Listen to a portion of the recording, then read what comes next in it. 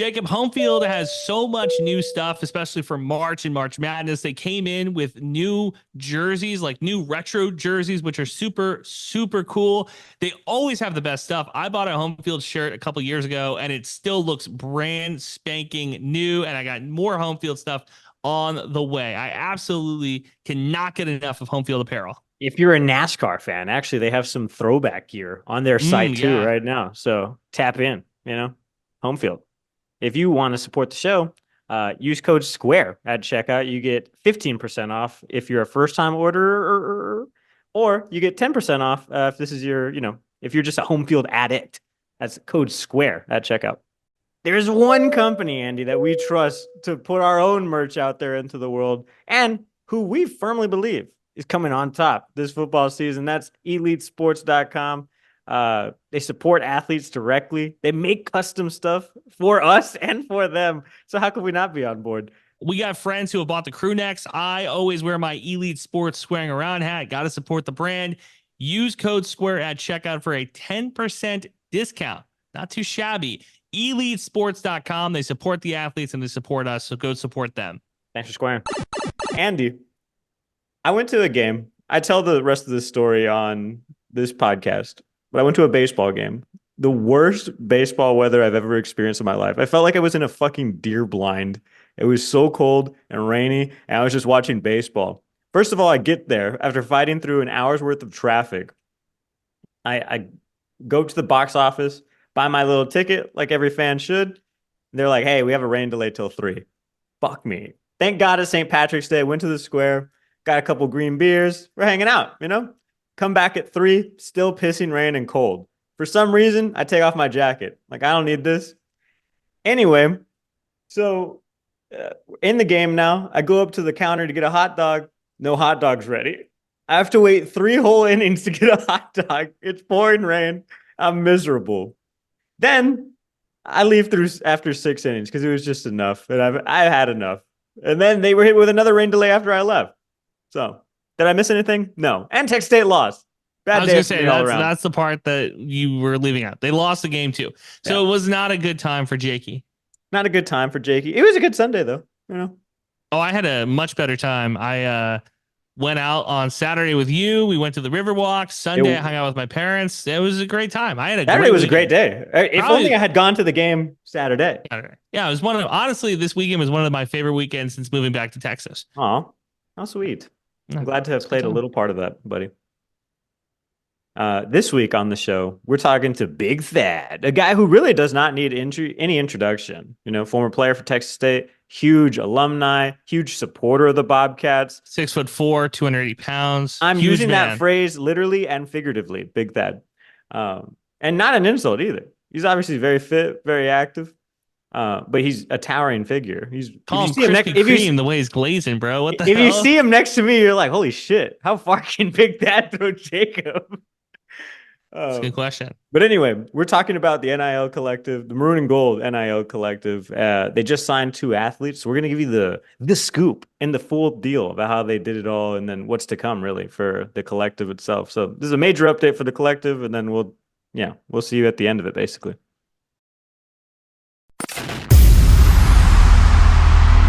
Tired of winning the tailgate, but losing the games? We can't help that. But we can tell you what the hell is up with each team and what's going on across sunny San Marcos. Texas State fans, get on your feet. You're listening to Squarin Around with Jakob Rodriguez and Andrew Zimmel.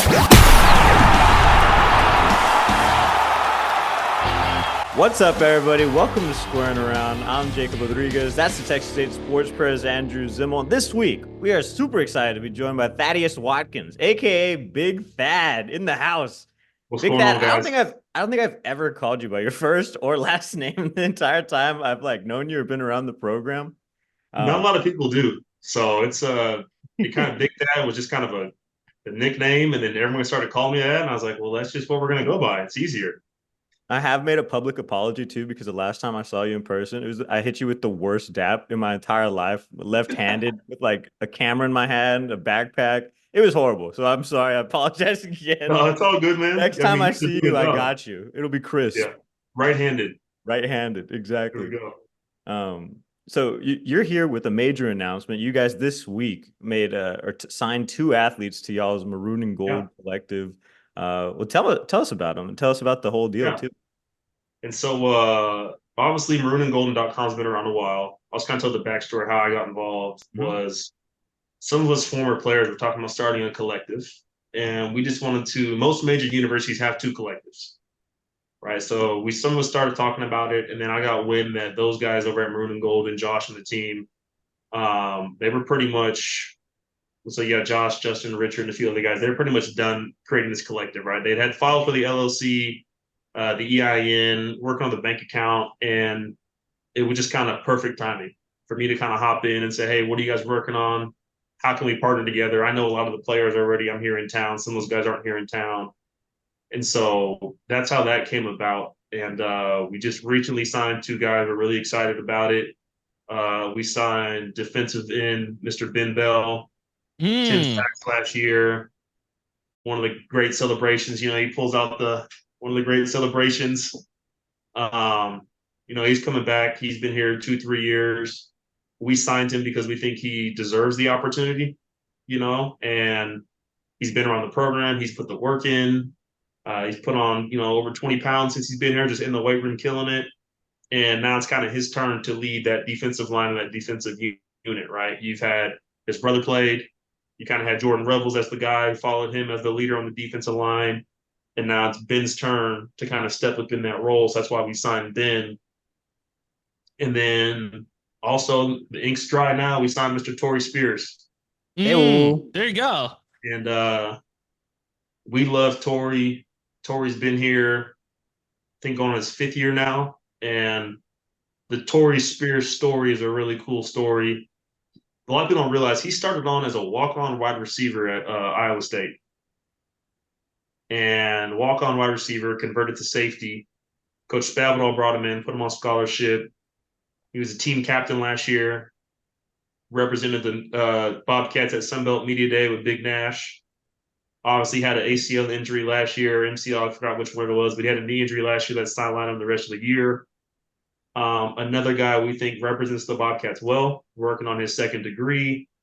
Became a father last year. He's got a 6-month-old baby girl, and we couldn't think of a better guy to add to our MGM family, Maroon and Golden family. And we're excited about those 2. And so we're really excited and proud of those guys, and we thought they deserved the right to benefit from NIL. Torrey, by the way, is so good that he made Dave Campbell's all season honors awards, but he hadn't played a game to that point in 3 weeks. So I texted Craven and I was like, "You know that, right?" And he was like, "Yeah, totally." And I was like, "Okay, this was not." Yeah, I mean, he's a unique creature, man. He's 6'3", almost 6'4". He's almost looking him in the eye. I mean, we signed both guys today. They came by the office, signed the contracts. I got them sitting right here. And so he came by the office, and we're almost eye to eye. And I'm 6'4.5" probably, and he was 6'3" safety back there, just laying people out. I mean, again, we're excited to see him on the field this year. And Ben Bell's awesome too. He's a really interesting character. He's just ripped, out of control. I remember I saw him at the spring game last year around this same time. I guess it was maybe a couple weeks in advance this time last year. But whatever. Regardless, the dude's insanely ripped, just like his brother. And he had a breakout year. I mean, I think he had 2.5 sacks or 3 sacks the year before. He had 10 sacks last year. Obviously, a change in defense probably helps that. They run a lot of cool stunts and exotic plays up front. Create some mismatches, and he's also he's a beast. He's in the weight room nonstop. Like you said, he's ripped. He's doing all the right things. So again, we couldn't think of 2 guys who we wanted to make part of the Maroon and Golden Collective family first, like the first 2. And those are guys who have been here, who have put the work in, who have stayed here, which was important to us, and guys we thought earned the right, to be compensated through NIL. It's interesting, too, how good that defense was this year, because GJ gets all the credit for the offense. Leftwich gets a lot of talk. TJ Finley and all the off. But the defense this year was incredible, man. So it's interesting that your first 2 signees are 2 defensive guys. Yeah, I mean, offensive guys tend to get, more recognition. I played offense. I mean, obviously, offensive line, we don't get any love. Yeah. I was going to say. Maybe the running back gives you a shout-out after a good game. But, no, you have Ish, who's an All-American. Joey played great. TJ had a good year. those guys are going to get the recognition, especially when you're putting up the kind of points and the yards. But I mean, if you go back to the defense, we were top in tackles for loss and top in sacks last year in the country. So, their models rush and cover, and they rush really well. We covered pretty well. So again, it wasn't an offense or defense guy. It's like we're sitting down as a board, and a few things go into it. The board talks about it. We want the form. We get their opinion on who they think we should sign to, because again, our form is designed. Our kind of slogan is by the fans for the fans. Mm-hmm.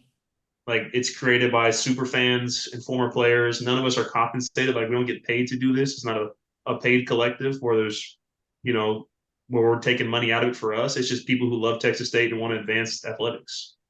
And so, which is great. Yeah, yeah. It's a good thing, But again, we just love the school. We love athletics. We understand. I mean, at least for me especially, I understand what it's like to be on scholarship, and your check lasts you about 3 out of 4 weeks. That last week of the month, you're like, man, I could really use another scholarship check right now. So I get it. Do you think that, let's say 7 years ago, that this would have worked? Like, if NIL happened 7 years ago, do you think Texas State's fans would be giving as much as they have gave over the past couple months? Or do you think that it took this past season to get this really kickstarted?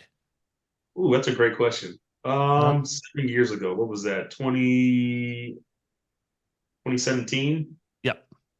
Maybe not, only because we were already in a tough patch. Mm-hmm. I mean, you come off of kind of 2 bowl snubs from the 7-5, 6-16, had a dominant defense. You're talking, you had David Mayo, who I played with. You had Arakpo. You had Craig Mager played in 2015. He got drafted. Mayo was drafted. You had a great D line. I mean, you had your Damian McMillers. You had your Justin Ahujis. You had a stellar defense. Kind of the 2 or 3 years after I was done. Those guys were younger when I was here. I graduated 2012. And that defense, the next following years, I mean, that was a dominant force. And then you backdoor with kind of a couple 4 or 2-win seasons. I don't see everybody jumping on board just to donate to players at that time. I still think we're probably just, as a university, where maybe, there's more out there that we can do to bring more awareness to NIL just in the space. It's such a new space. And I think it's more important for the G5 schools than the P5 schools. But no, I don't think they would have given as much as they've given so far. And we're great for every dollar that comes in that we can bless these kids with, where it's, again, someone like Tori, who's like diapers and formulas, what he's thinking about. It's not to buy a car and a watch. It's, I got to put food on the table. My daughter's growing out of her 6-month onesies. I got to buy some clothes here. My scholarship check isn't enough for everybody to go around. And so, but no, I don't think it would have been as big as it is right now, especially coming off a bowl win. GJ signs an extension. You bring in a conference player of the year. You have an All-American at running back, all conference and other positions. Great defense. I mean, it's kind of a good time for us to get behind the program, to continue to build, not make this 8-win, 9-win season a one and done. And Jacob and I have kicked this around off air a couple times, but it does feel like NIL has kind of coincided at the perfect time for Texas State. Because, like I said, if this happens a couple years earlier, yeah, we probably are a day late, dollar short compared to other G5s. But because things have kind of clicked when they have for us, it makes sense for this to benefit us, I think. Yeah.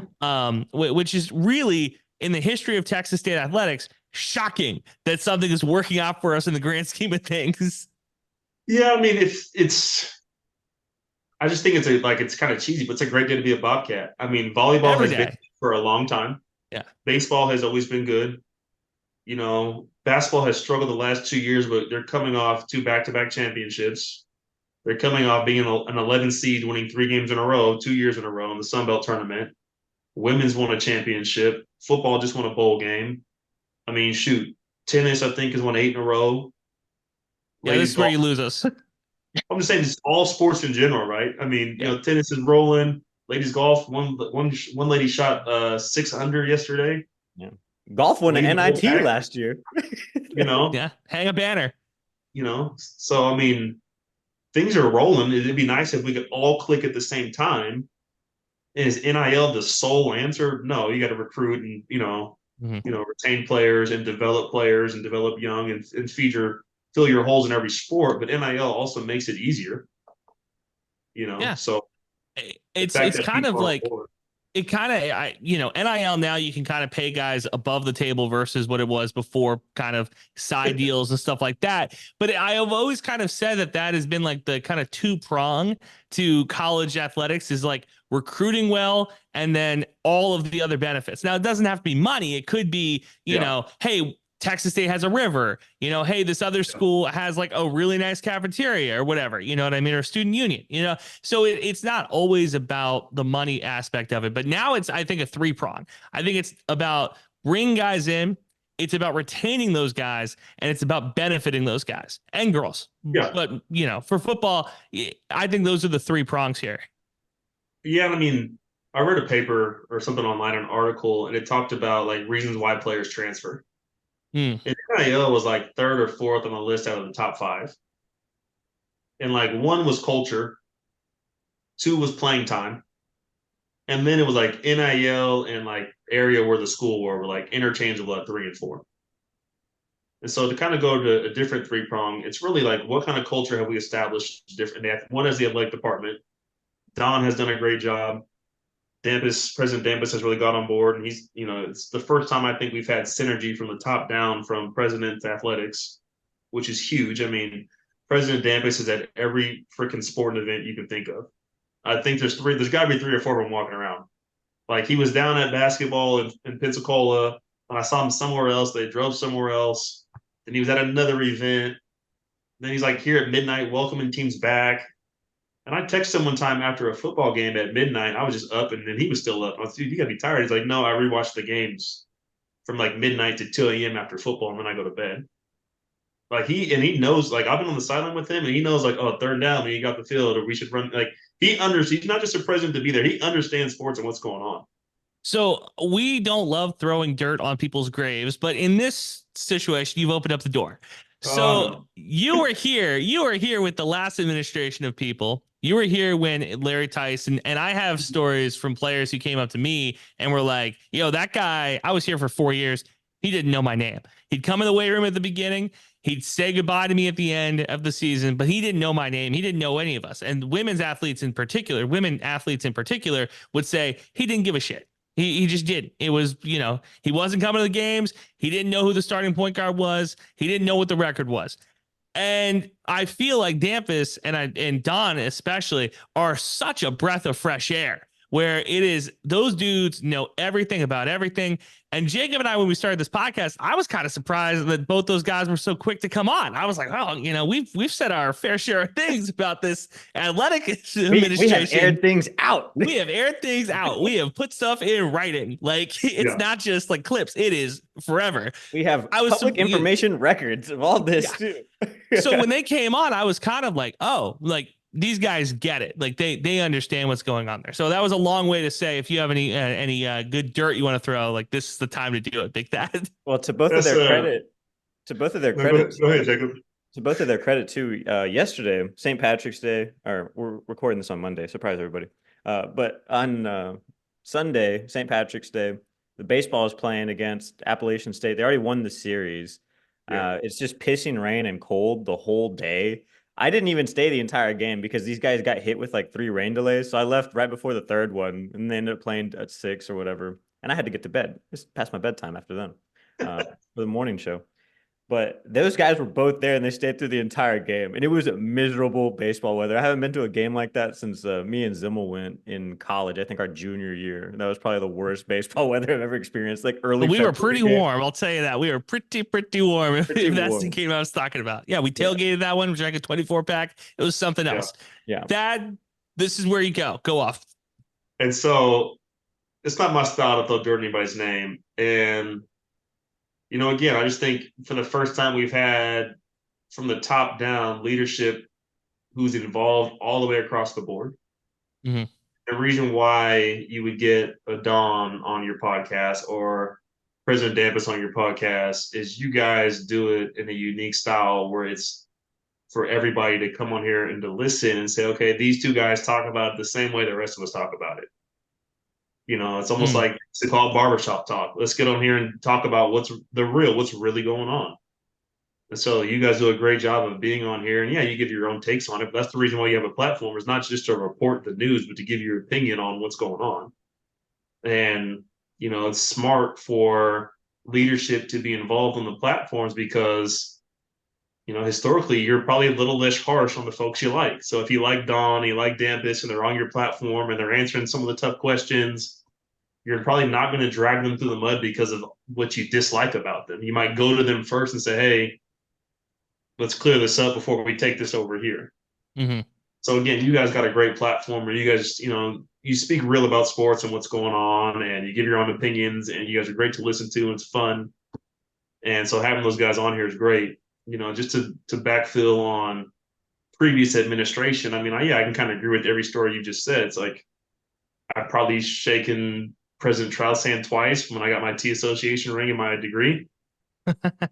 And no shade on her. I mean, she did a great job of advancing academics, but maybe sports wasn't her thing. I don't know. I haven't spoken with her enough to tell you. And I don't know much about, Larry Tice. He was your AD. He's supposed to like sports.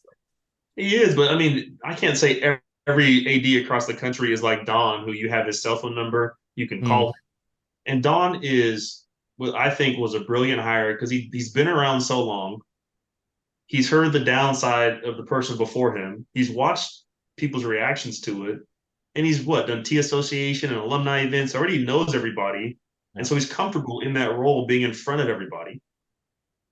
And President Dampus obviously just has that energy where I want to be around the kids. I want them to kick field goals for free tuition. I want them to shoot half court for free tuition. I'm going to be on the podcast.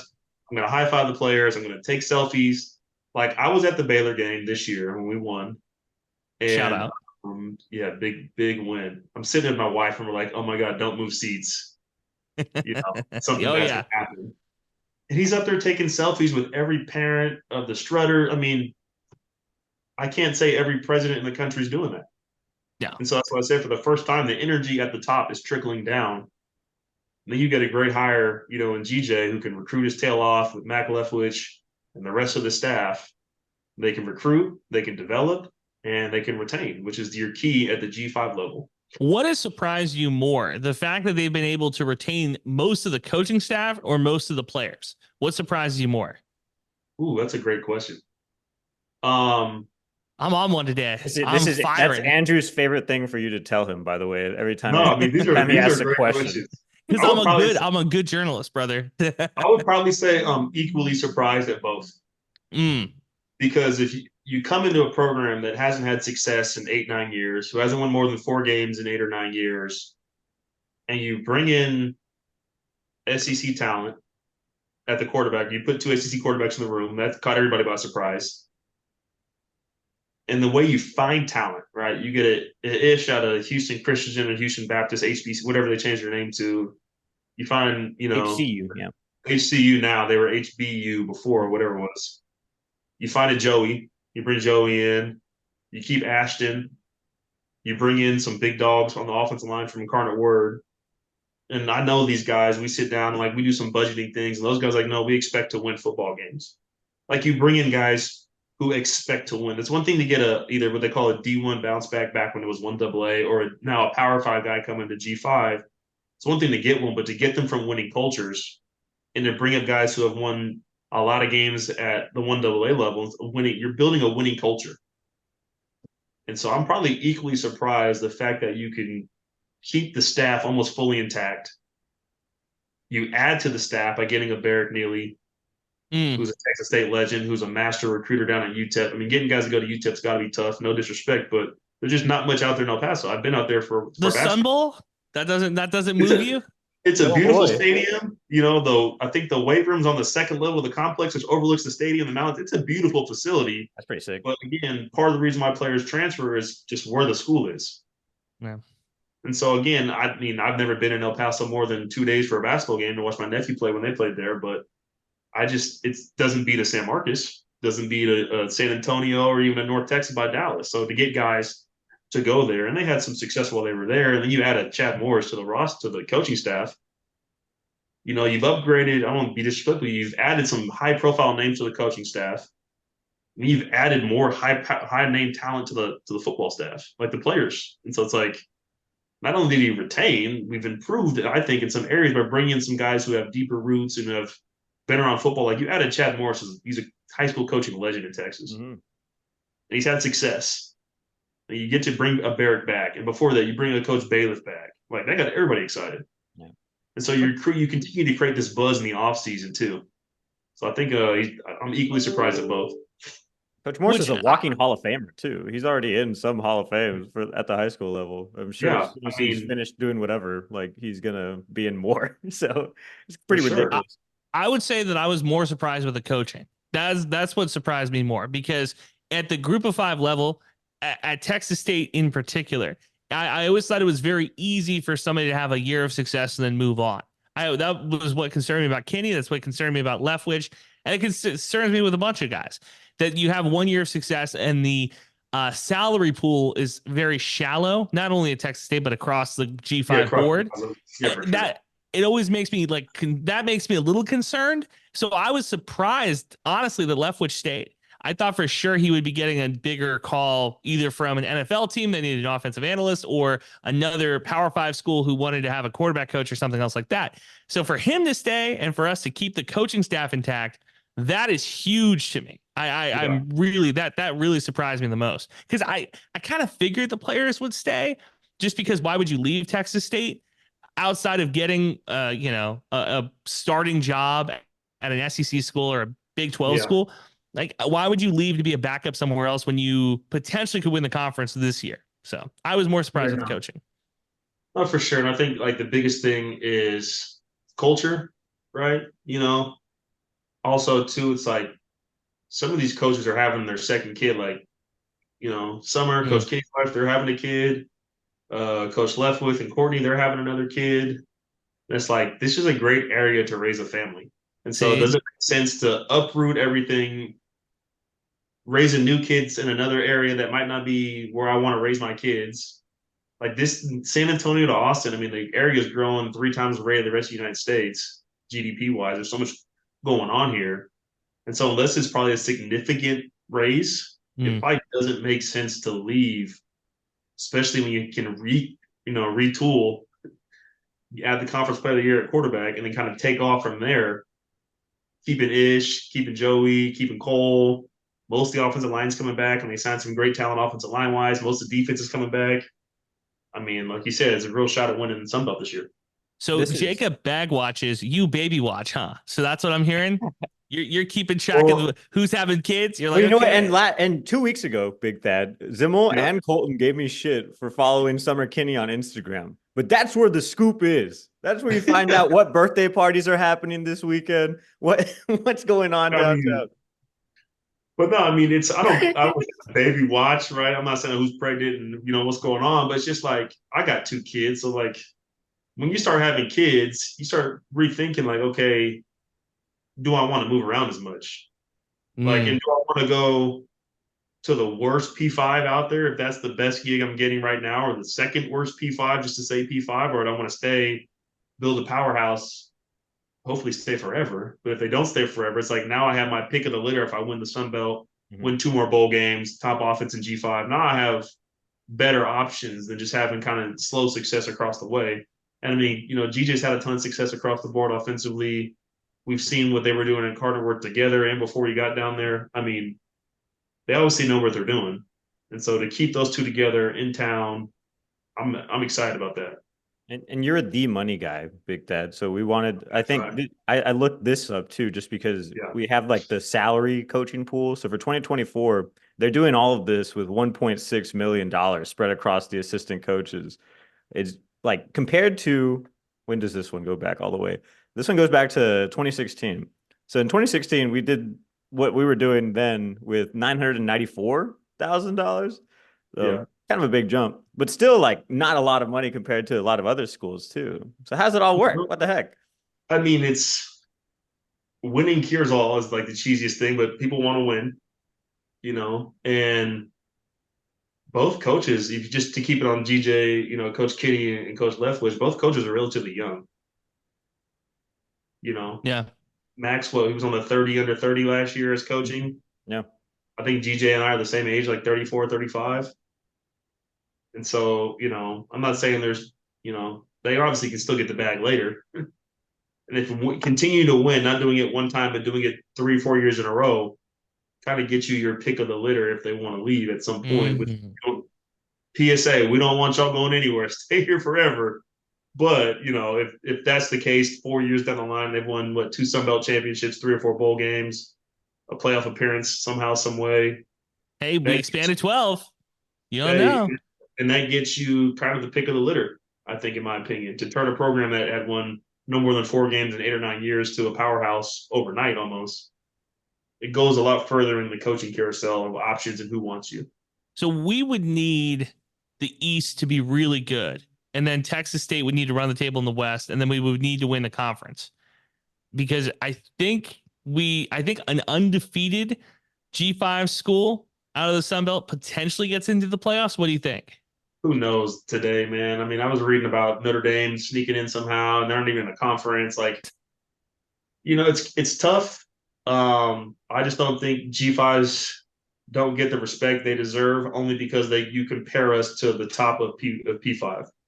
Like, if Alabama played Texas State, yeah, sure, but Baylor's P5, Texas Tech's P5. Those are teams we can hang with. Obviously beat Baylor last year. You start looking around the table at some of the middle of the road or the bottom tier P5s just based on record, you're like, yeah, we can definitely hang. You're telling me Texas State can't beat Purdue? Like, come on. We'll find out when NCAA 25 comes out, who we can beat. But no, I just think I think the Sun Belt's probably the best G5 conference, top to bottom, football wise. It's a competitive conference. I just wish there was more Texas schools in the conference for more home travel games for us as fans, which is why I was excited to see the new schedule come out with 4 games in Texas, 3 games in Texas, you got 10 out of 12 games I think are in Texas, which is great for which is huge. Start off the for season, sure. all of them in Texas, especially even the home games. You sell out, you do 30,000 fans, concession, parking, merchandise. It's good for the school, good for athletics, good for football, and everybody else. So the only thing I kind of wish that they would do, I like playing all the Texas schools. I do wish that we would just pick an HBCU and just be like, that's our rival. We're just going to always bring Jackson State in. We're just every year run it back. Or just a FCS school like Incarnate Word. I'm still trying to get my get back with them. Bring their asses back. Run it back. Run it back. Bring their asses back in here and let's whoop them. That's what I'm hoping for. Well, that Incarnate Word team did have Cam Ward, who's now the quarterback at Miami. So yeah. Under recruited. Obviously, I forgot who the head coach was down there at the time, but Mac was down there and they put up numbers, and that's why Lindsey Scott did well. Went down there and they put up numbers. And then we put up numbers last year. I mean, you got some offensive geniuses who are sharing playbooks, and here's how you create mismatches. And there was a quote that I saw on a post last year from Coach Leftwich. He said, "I don't need to call perfect plays. I need to call plays fast. I don't need to sit here and call plays in the huddle for 30 seconds and figure out what's this best play. I need to get to the line and get my guys in the best situation. At some point, something's going to break on the defense. We're going to go for a touchdown." But his quote was, "I don't need to call perfect plays. I need to call plays fast." And I was like, that's probably pretty smart because guys usually lose because of missed assignments and alignment. I was like, okay, I like that quote. But I saw that I think he said that at a coaching clinic or something last year in the offseason. That dude's also been on a surprising amount of podcasts too. If you just look up Coach Leftwich, he's everywhere. You're like, oh damn, this guy's viral for some of the stuff that he says. He's doing it off his phone too, which we never brought up, but we did that whole podcast and he was in vertical. I was like, couldn't turn the camera. That's fine. Couldn't turn sideways. Yeah. It's fine. Well, it happens to the best of us. So have you met Jordan McLeod yet? I have not personally met Jordan yet. No. Dang it. I was hoping to get the inside scoop. I'll be at Pro Days on Wednesday. I'll go to Pro Day. And then spring ball stretching starts at 8:30, so I'll be at spring ball on Thursday. Nice. So I'll run into him there. But no, I haven't met him yet. Look forward to meeting him. I heard nothing but great things about him. Leader of men. Obviously had a great year in the Sun Belt last year. Played a lot of football, which is good for us. Guy who's not going to blink in those tough moments. I think it's another guy who can mentor, PJ as we bring him along. Just, again, having guys who have played a lot of football around young guys with talent is important to build a program, to build a culture, to build those the right habits. I know they say habits reflect the mission. So you're bringing in guys who have done it right other places to come in and mentor young guys too. So was a good pickup. Well, yeah, Incredible considering that pickup. we went from no quarterbacks to the conference player of the year. Like I'd take that every day of the week. Well, not just that. I think like negative quarterbacks at some point, and then it was the whole situation. There's several episodes on it. We don't need to dwell on the situation. But Next question, please. Yeah. Well, in that time though, you guys had launched the collective itself, right? And then there was like this whole like, oh man, I'm done spending money for Texas State and stuff like that. So now have you seen like donations and just like attention shift back in that way? Yeah, I mean, we launched it, I think January 3rd or 4th. We've gotten a Zoom call New Year's Day, and we were like, hey, this is the board. Let's just do a soft launch. Like there was so much excitement around winning the bowl game a week ago. Mm-hmm. It made sense to do a soft, not a hard launch, but a soft launch at that point. We got so you guys didn't even take a break, pretty much. It was just like went right into it from the. No, but it's just like, it's as a fan and a former player, like you love the school. You've been waiting, like we've all been waiting for this, and we know it's possible. You have the city for it. The fans want it. Obviously it's hard to sit through 8 or 9, tough seasons. No one wants to do that. It's like a decade. It was like a decade of tough seasons. Well, yeah, I would give you 8 of 10. 8 of 10. It was 8 because Withers got fired after 3.5, 4 years. Spavelo didn't get the 5th year, so that's 8. Yeah, 8 years is a long time. You could have had a kid and they'd be in like 4th grade. Like, what are we talking about? I mean, I didn't say it was a short time, but I say 8 or 9 years, man. But it was tough. It's just we're at a point now where the city is behind Texas State and the fans are behind it. I mean, you saw the attendance went up through the roof, averaging over 20,000 fans a game. I'm on the business development committee with the San Marcos Chamber, and we brought in Texas State athletics and football to kick off the business showcase because we have a new president there. And I was, she's kind of asking, hey, tell me about the relationship with the University of the City. And not just me, but other members are like, it's kind of been separate for a long time. And so it's kind of the point where all the stars are aligning. You have a new school president, you have a new AD, you have a new head coach in football, you have a new president at the chamber, and Paige is awesome. She's got a ton of ideas and she loves the community. And we want to build a space so where not just players, but students can network in the business community and get internships and get exposure. But again, it's just a great time. There's a lot of good energy going on. So launching the collective was kind of a no-brainer at the time. So we can start raising money. Also, the portal was going to open up. So we said, hey, let's try and get some dollars in here. We didn't sign anybody when the portal opened because we didn't want to rush it. Like, just want to say, hey, let's sign somebody up. Because again, the way our collective is set up, it's subscription-based. You can do one-time donations if you want. But the whole idea was, again, back to kind of for the fans, by the fans. We wanted the everyday Texas State fan to feel like they can get involved and be a part of the family. So there's different subscription levels from $20 a month, $30 a month, $50, $100, $250, and $500 a month. Each level, you get something new. And so the $20 a month gets you access to the private forum for collective members only. And that's where you're going to see exclusive content from Ben Bell and Tori Spears as of now. So what'll go in there is we're going to let Can we get them to do a podcast? Whom the bell tolls? Let me work on that, right? I don't make promises, but it's you go in there and that's where Ben Bell's going to tell his story of who he is, where he's from, how he got to Texas State from Louisiana Tech, what was it like to play with his brother, what's it like to be the senior guy now, breakout season. Like that's where the exclusive Ben Bell content's going to be. That's going to be the exclusive Tori Spears content. Talk about being a walk-on somewhere, to be a full scholarship, to be the team captain. Like that's coming back from knee injury. We want to deliver that to the fans because nobody's really telling the player story. And so that's that first $20 level. At the $30 level, it gets you, again, access to the forum. At each level, you get the previous level. So the $30 a month gets you access to the forum, the M&G Collective logo as a sticker, and an M&G Collective t-shirt. Again, if you're going to give to us, we want to give to you. The $50 level gets you the t-shirt, the sticker, the forum, and a polo. Right? The $100 level gets you forum, sticker, t-shirt, polo, autographed picture of a player. Dang.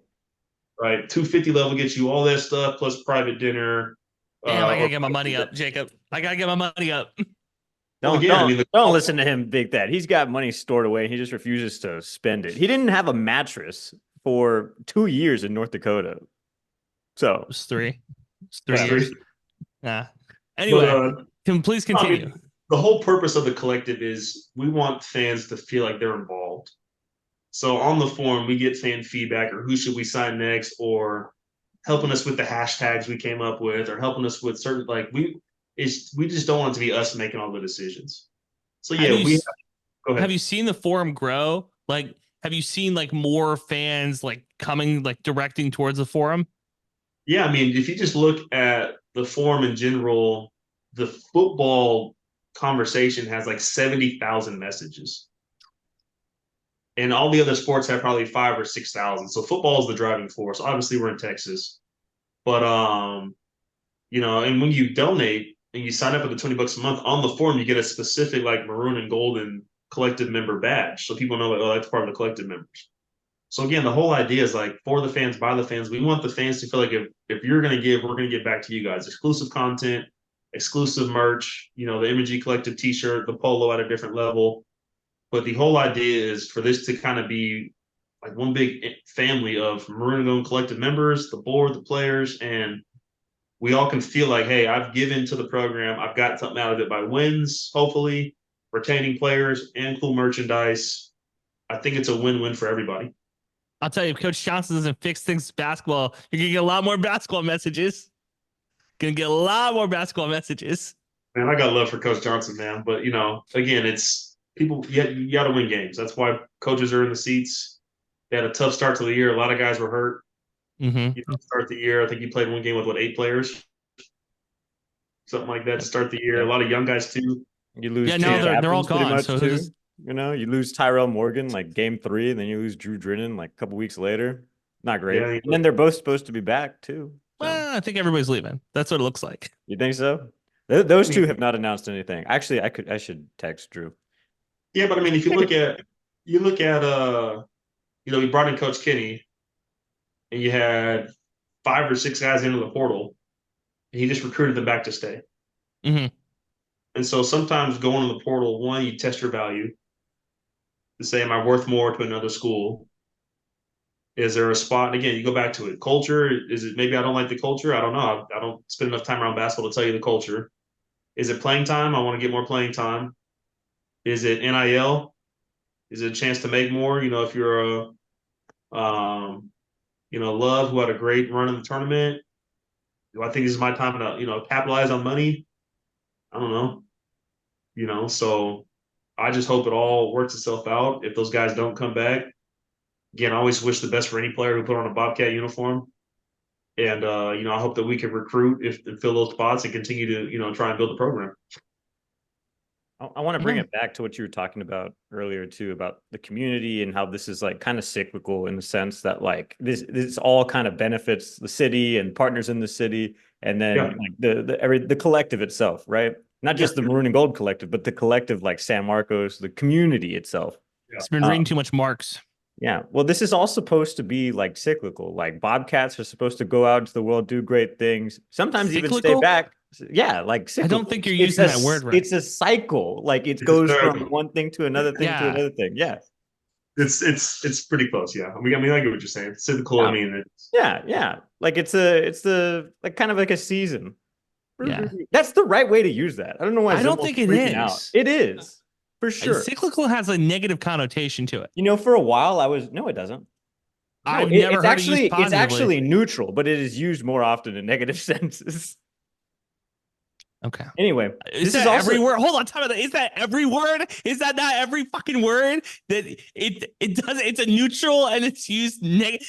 What the fuck does that mean? What do you mean? No, that can't be every. That can't be every word because then you wouldn't fucking talk in the English language. That was so. Back me up on the stat. Was that? Am I not wrong? That like. I mean, I get what Jacob's saying because it's cyclical. Because like you talk about stock markets, markets move cyclical. There's some things. It's not a negative thing. It just says the money's moving from this. I've never heard my financial advisor say the market's cyclical. That's a good thing. I've never heard that. It's always about losing money. No, I mean, if depending on your advisor, you're going to want to look for opportunities in the market on cyclical markets. You're going to want to say, okay, where is the trend moving towards? Are we moving out of technology into healthcare? Are we moving out of healthcare into consumer goods? Like some of the day traders use that analysis to say, okay, where's the next trend? Where do I get in before everybody else does? Also, everybody, Andrew's financial advisor is his mother. I just want to put that out there, No, which is it's, fine. But I just don't want him to say that he's putting something on when he's not. Now here, yeah, this is what. Yeah, see, that gets it. That gets it. We're here. Yeah, exactly. Call him Big Dad. Put the number down on the screen. Anyway, you could say the same thing about the word pattern. Whatever. Okay. The whole thing is a pattern. Bobcats are supposed to go out into the world and do great things, sometimes even become great San Martians themselves. And that's like, I think just like focusing on whether it's sports or whatever you do in college, if you're focused on the positive student experience, like that just kind of happens overall. And like, I think that's happening right now with football just winning. And then like the other sports, obviously, as you were saying, just continuing to do their thing. Like, this pattern is emerging over time. Like yourself is a huge example of that yourself. Yeah, I mean, I've been fortunate. When I was done playing, Jim Stanky played football here in the 80s. He played, I think, 4 years in the league for the Giants and the Jets.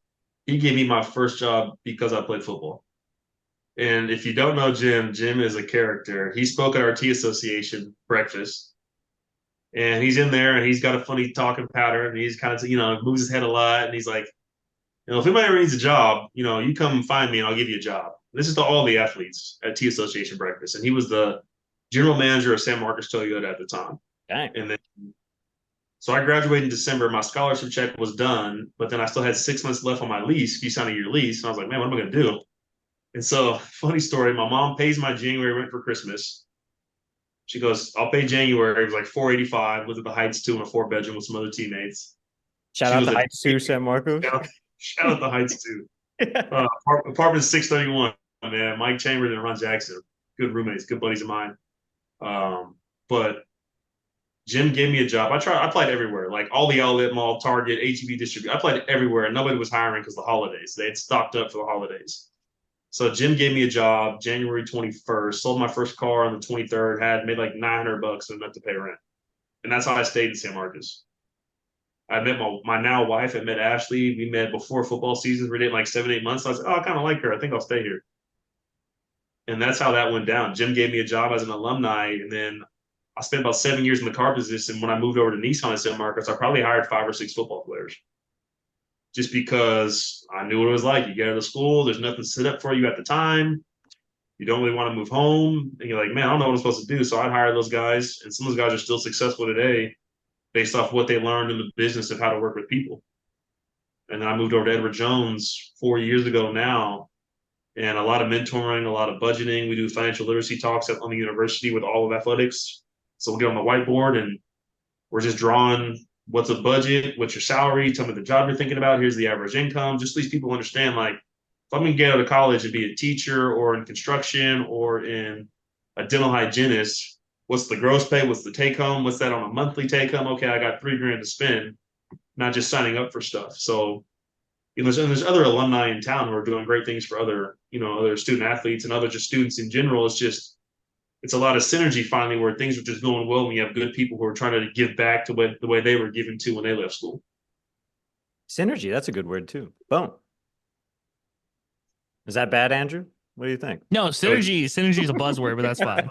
I use it correctly. Just want to make sure I don't want to. Yeah. No, I was looking up the Heights because I'm like, that rings a bell. And that was the last apartment complex I lived in. That's San Marcos. That was the last apartment complex I lived in. Yeah. San Marcos. Apartment 631, all the way in the back. Yep. Well, dang. Well, so looking ahead to the spring game, or I guess maybe just next season as a whole, who are you most excited to see in the spring? Probably beside, Jordan McLeod at QB. Probably to see how, as an offensive lineman, how they retool the offensive line. Mm-hmm. You get Nash back, who came back early off injury. You brought in Lockett out of ULM, who's one of probably the top guards in G5. He was at ULM, played guard, big guy, physical guy. Him and I had lunch probably 2-3 weeks ago. Who's going to play center, filling in for Big Show? Who's going to be that other guard spot? You had a few different guys play guard. And, is Trenton Scott going to get the shot at the other tackle? He filled in when Nash went down. And then also excited to see the other receiver we took out of the same junior college that Joey came from. And just kind of seeing how we retool the back end for DBs. Seeing Torrey get back on the field. Who are the DBs going to be? What's up, Andrew? I was going to say, didn't Joey go to Utah State? Utah No, Tech. Utah Tech. Utah Tech. That's right. I think they're D2. They might be D2. I can't remember, but I thought they were D2. That's we what. got another D2. Sorry. So yeah, they're Gotcha. D2. We got another receiver out of there. Yes. Yep. Okay. And so seeing who kind of fills that slot spot that Ashton did really well for us the last couple of years, and I hope he does well at Baylor. Cool to see him reunite with Coach Bev. Hope they do well up there. But again, see who fills that role. Because you got Cole coming back, you got Joey coming back, you got a bunch of tight ends. You know, who's going to be that kind of slot receiver. And I'm also excited to see, I'm excited to see a lot. You know, you got the running back who came in from UTEP, you got the linebacker who came in from UTEP. We brought in a lot of talented guys. You got a corner from Cincinnati coming in. I'm just excited really to see all the new pieces, how it fits.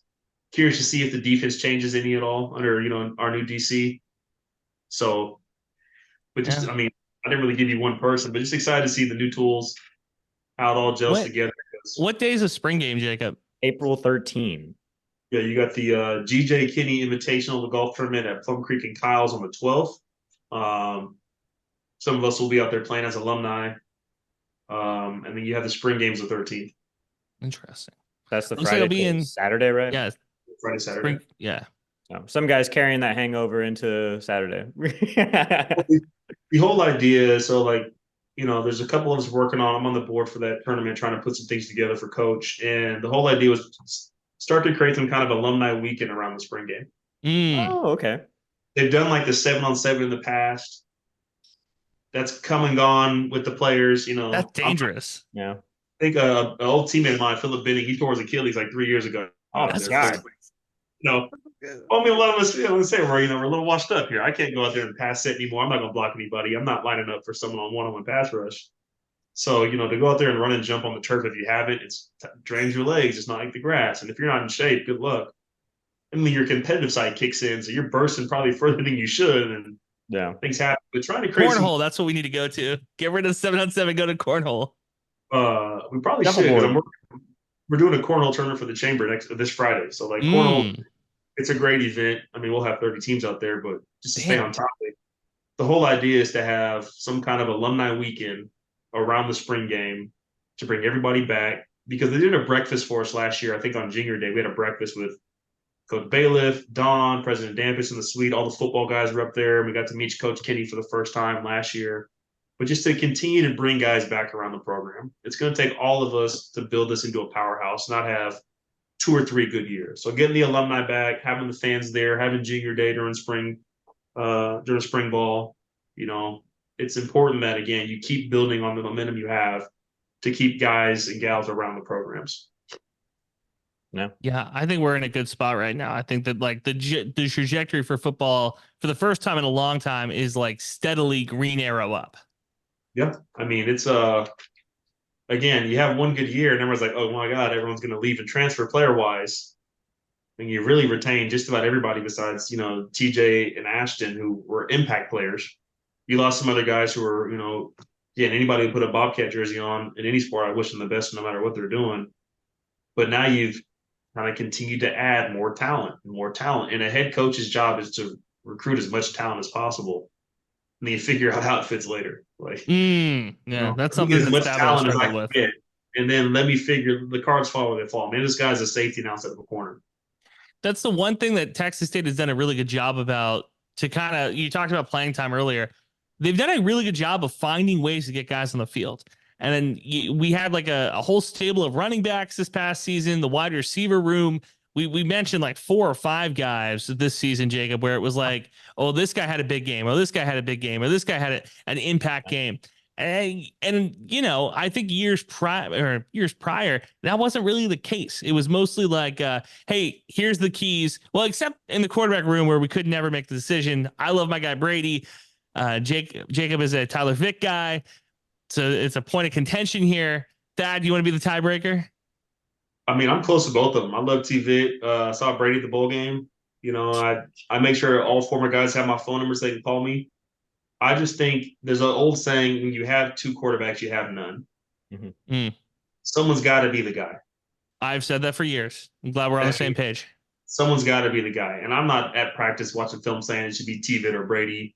Both guys are talented, but it's hard to catch a rhythm of a game when you're trading series, or, hey, you're going to go in for the second half. You're Yeah. As an offensive lineman, I couldn't imagine trading series every other series to get a feel for the game. Yeah. And so, I wish one of them just would have got the nod and you live with the coach's decision. And I don't get paid to make those decisions coaches do. I don't watch enough film to say who should be what, but I just think I wish one of those guys would have got it. And that way that's QB1 and you're not looking over your shoulders and thinking too much of a bad play and do I get taken out or, it's also hard for the team to follow. Like, who's your quarterback? Who's your leader?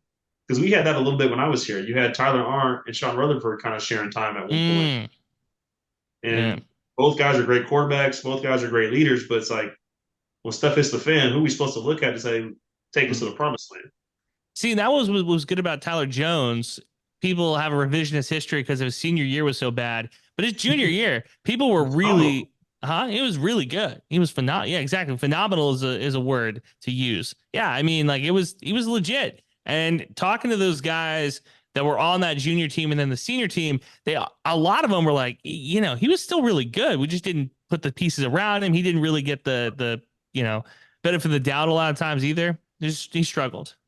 Was that App State game his junior year or senior year that he had like 200? Oh, it was his junior year. It was his junior year. Yeah, crazy. Somebody brought up the Southern Miss game that he had like 200 rushing. That might have been the game I'm thinking of. It was either I know it was versus Black Hill.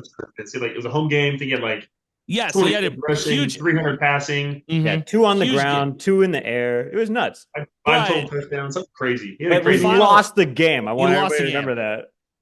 Oh yeah, I mean it was like another one of those shootouts, like 55-48. Yeah, he was who was a quarterback in the game that we lost to App State and we had like a yard short. Do you remember that? It was against App State. It was a Saturday night game. I'll never forget. Well, I can't remember who the quarterback was, but it was Texas State came back. We needed a touchdown to win, and we went 99 yards and came a yard short of winning that one. Wow, so that was a tough one. Anyway. We literally could talk to you all day, Big Thad, and we will if you let us. But the last thing I want to talk to you about is just the schedule. Do you have a prediction for this football season? Have you peeked at the schedule? Ooh, let me go. I peeked. Let me go look at it again. I can tell you right off the top. Week 1, Lamar. Week 2, UTSA. Week 3, Arizona State. Week 4, Sam Houston. That's a neutral site too in Houston. At NRG. And week 5 is Troy. I haven't looked at their roster to say. No, not new coach. So, some gray area. They did us about 30-13 last year. Yes. Yeah. Yeah. A couple turnovers that hurt us. On the road, I think we opened up a conference play with the dub. I mean, here's my thing. It's like it's hard for me to see. This is maybe the fan in me talking. I don't see us a game we can't win on the schedule. Mm-hmm. I could agree with that, but I've already said we're going to win the Sun Belt this year. But the question is, are we going to start the season 5-0? Like that would be the best start in football. Colton McWilliams needs to come here to be the historian, but I'm pretty sure in FBS, I don't think ever 5-0. I mean, people were losing their minds when we were 2-0. Or not 2-0. We were, what is it? I guess it was 1-2. 2-1. 2-1. Yeah. 3-1. 3-1 because the UTSA game should have won. See, that's one that you go back and you go like in time machine. Had that one. You should have had that one. Yeah, but I mean, like, Nash breaks his leg in the middle of the second quarter. Indeed. Yeah, that doesn't help. Trent Scott was in, and they put another tackle in. Again, it's hard to get your feet right when you're splitting time at tackle. And they drugged Frank Harris. Yeah, and they gave Frank Harris horse trank and said go out there and play. He was Captain America. It's like, Frank, great player, made enough plays to extend some drives. I think they had 20 third downs. I think they converted 15 of them, if I remember correctly.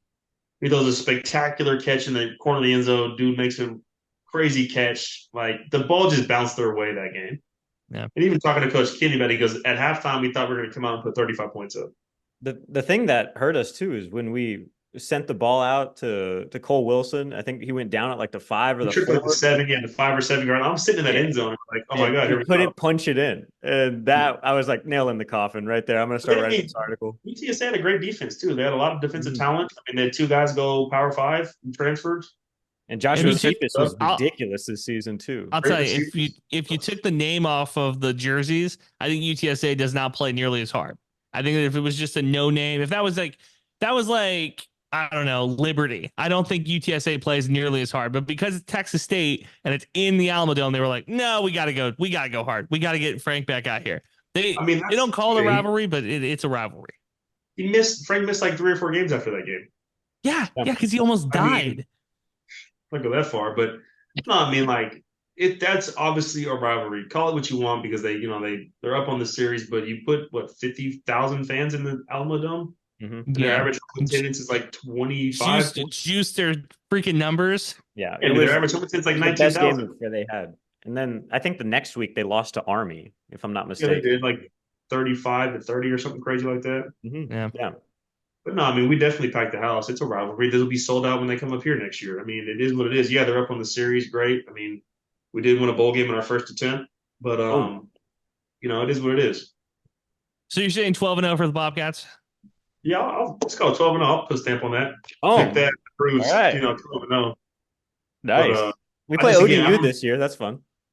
Yeah, I mean, we played some nasty games on the road in the weather, and I looked at the schedule. There's no real – I don't think it rains in South Alabama in February. Correct me if I'm wrong.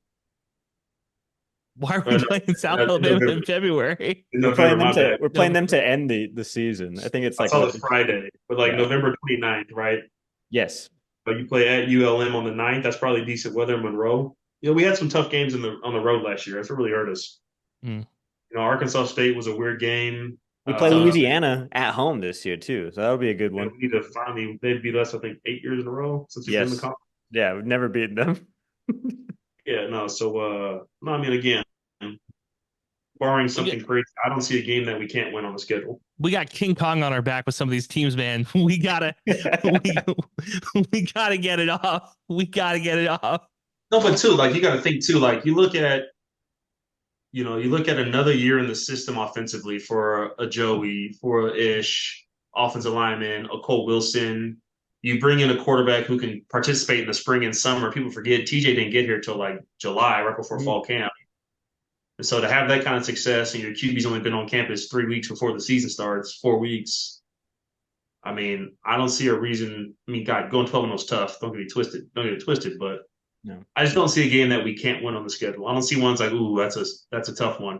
Obviously Sunbelt's good, but I will say this. In a side note, TJ Finley had just good enough of a season that he had a better season than JJ McCarthy in some stats. And let me tell you, I've been using that to slander the hell out of that guy. Oh, it's been great. Well, I'm a Raiders fan. I do not want us to draft JJ McCarthy. No disrespect. I'm a Vikings fan. And they're like, hey, you're going to trade up for him. And I'm like, this is the worst day of my life. Supreme disrespect to JJ McCarthy, by the way. I don't 100%. care. I didn't see enough at Michigan, and I'm just not a big fan of Big Ten quarterbacks. No. He's Brock Purdy with a better team around him, man. I mean, I wouldn't go that far, but he's Mac Jones with mobility. There you go. That's probably better, but no, I haven't seen, correct me if I'm wrong, a lot of Big Ten QBs do well in the pros. CJ Stroud didn't move the needle for you. I mean, Tom Brady didn't move the needle for you. It's because he's a California product like me. That's why Tom did so well. But no, I mean, you got CJ. But I mean, you look at who came out of Ohio State before CJ. Justin Fields played all right. Before Justin Fields, who was that? I don't even remember. Cordell Jones, Braxton Miller. They turned into a wide receiver. Yeah. Right. And then you go to Michigan. Who's the last couple of Michigan QBs to come out? Right. Then who else is a powerhouse in the Big Ten? What, Wisconsin in the run game, maybe? Nah. TJ Trace McSorley. Yeah. It's doing God's work. It's like the third string quarterback in Baltimore. The tight end. That's all I'm saying. It's just I understand what you're saying. Caleb Williams. We're gonna look back at him as a Big Ten quarterback. No. I mean the Bears did a good job of surrounding, giving him something to walk into with running backs and receivers and 2 tight ends and keeping defensive guys and but I don't want to get my favorite Big Ten team, USC. But I mean he should have a good year. But no, I want the Raiders to get Jaden Daniel. That's what I'm looking for. I don't know if we're gonna get that far. I just like the fact that he's been with AP before at Arizona State. I mean, you saw what he did with Jack Jones when Jack Jones came in. Then the guy he spent time with. So, again, it goes back to that culture you're trying to build, type of players, people who are bought in. That's the important thing in team sports, especially football. Yeah. Well, thank you so much for joining us, man. We really appreciate it. Congratulations to the collective. Another milestone. First milestone, baby. And Oh. so the only ask I have is go to maroonandgolden.com/NIL and get involved at some level if you're a fan. At some level, get involved. Let's grow this. Let's take care of our guys. The guys who have been here, the guys who represent the school well, and the guys who deserve, a little something on the other side. So, man, I appreciate you guys having me on. I love your guys' platform. Just how, again, you guys just talk candidly about sports, give everybody the news, but also your opinions on it. It's fun and easy to listen to. And follow us on Twitter, X, whatever people call it today. Yeah. Golden_NIL_. It's the same on Instagram at Golden_NIL_. And keep a lookout for the hashtags. Golden Athlete and Golden Era for the hashtags. And if you join right now, you're still like an OG, right? You still get you're part of the original clique if you join now. Boom. There you go. So, but no, yeah, again, it's just it's a great time in San Marcos. I mean, my office is here off Wonder World in South Stagecoach Trail. City's booming. I mean, players are excited to be here. Players want to be here. Like, you hear a lot, like, people talk about the portal. Like, guys don't really want to leave. Like, they just don't. San Marcos is a great place. They don't want to leave. Some guys have different circumstances where they need the funds, so let's make sure those guys are getting compensated. And again, the collective, we're going to bring you guys exclusive content only available through the forum, through the collective members portion of it. So to get the exclusive Ben Bell, the Tory Spears, we got some other cool things down the pipeline, so I don't want to give it all away, but I'll get back on here sometime soon and talk about what else we're going to launch and some of the cool things we got going on.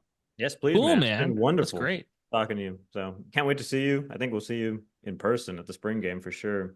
So, yeah, I'll definitely be at the spring game. I'll have my Maroon and Golden t-shirt on.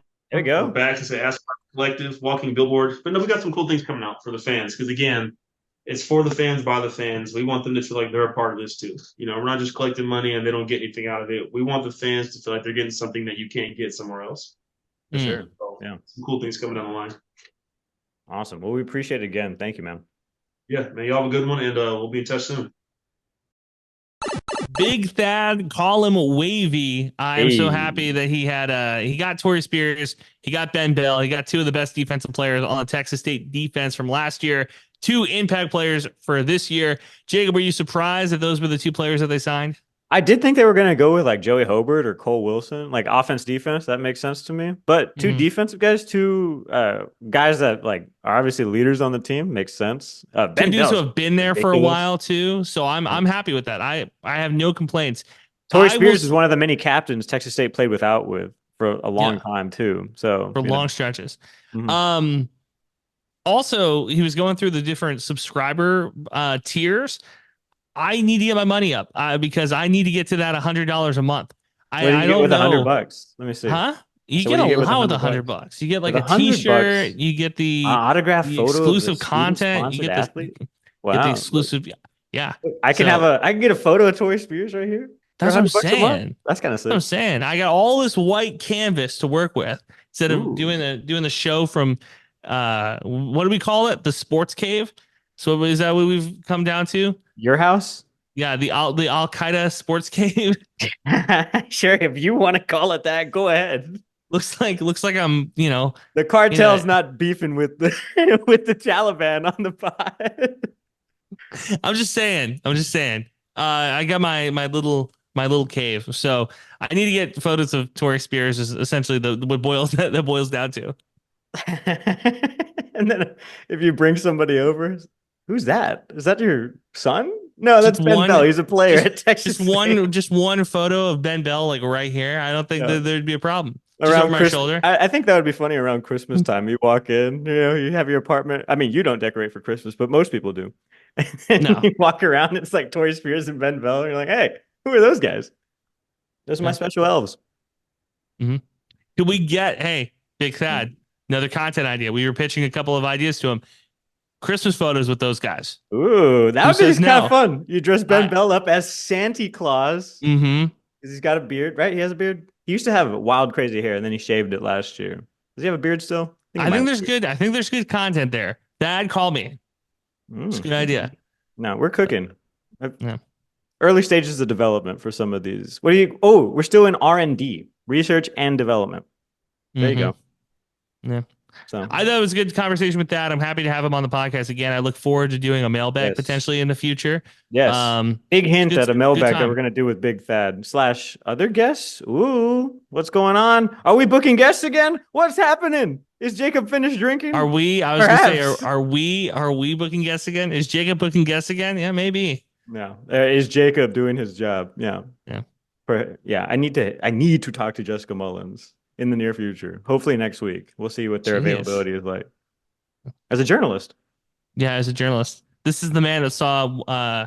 This is the man that saw Captain Marvel in theaters 180 times. I actually did not see Captain Marvel I've actually never seen the Avengers movies at all. No Avengers movies. You know No why? Mar- it's a, no it's a Marvel very sad movies? story. I was dating a girl at the time. This is like Okay. 3 or 4 years ago. And the Thanks first for listening, Avengers, everybody. and the first Avengers came out, and she saw it without me. And I was so betrayed that I vowed never to watch another one. That again. that first Avengers movie came out over a decade ago, so I need you to let go. That's what I'm saying. Okay, so I should watch the Avengers. They're just shitty movies. I don't give a fuck. There's too much Yeah. Star Wars shit to watch for me. I gotta watch Billions of dollars. that. Who gives a Disagree. rat's ass, dog. Okay. All right. Thanks for squaring around, everybody. We don't need no badges. I don't have to show you any stinking badges. Better not come any closer. Thanks for listening. New episodes out every Thursday. Follow the boys on Twitter. Eat 'em up. Eat 'em up.